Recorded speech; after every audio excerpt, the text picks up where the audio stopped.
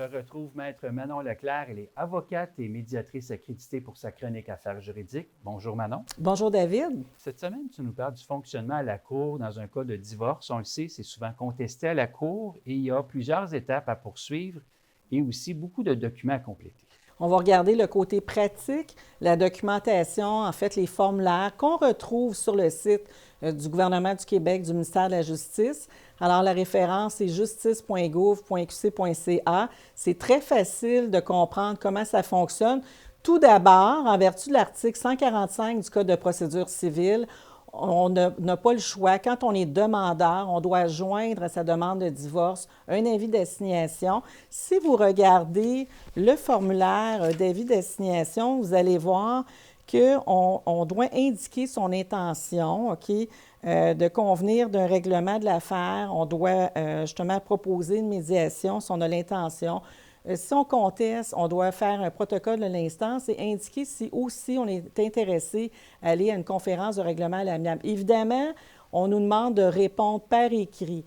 Si on répond par écrit, c'est la même chose. Sur le site du ministère de la Justice, vous avez le formulaire de réponse où vous devez indiquer à ce moment-là le nom des parties, la référence du dossier avec justement votre nom, vos coordonnées ou le nom de votre avocat et ses coordonnées.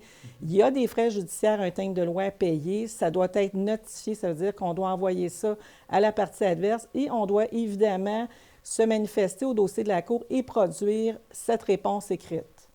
Quand tu dis que ça doit être notifié, ça veut dire qu'il doit y avoir du courrier recommandé. Oui, c'est ça. Okay. Et si justement on ne s'entend pas et qu'on décide d'aller plus loin, le calendrier qui est le protocole de l'instance doit être complété.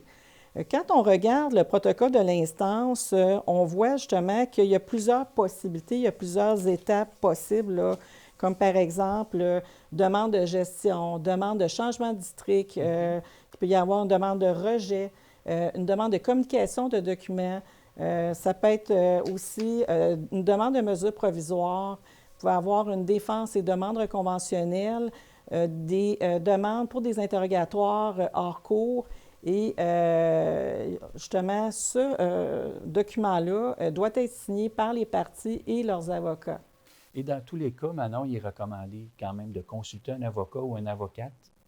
Oui, parce que bien qu'on ait le protocole de l'instance sur le site Internet du ministère de la Justice, c'est toujours une bonne chose de bien le compléter parce que ce calendrier de l'instance va être déposé au dossier de la Cour et on a quand même un délai pour pouvoir passer à travers toutes ces étapes.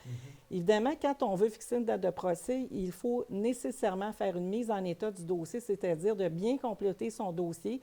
Il y a différents formulaires aussi qu'on devra faire, qu'on retrouve aussi sur le site de la Cour supérieure du Québec, comme par exemple, vous avez le formulaire du calcul de l'état de la société d'acquêt, que justement, vous allez voir justement qu'il y a des calculs à faire par rapport à ça. Il y a aussi le calcul de l'état du patrimoine familial, qui est un autre formulaire.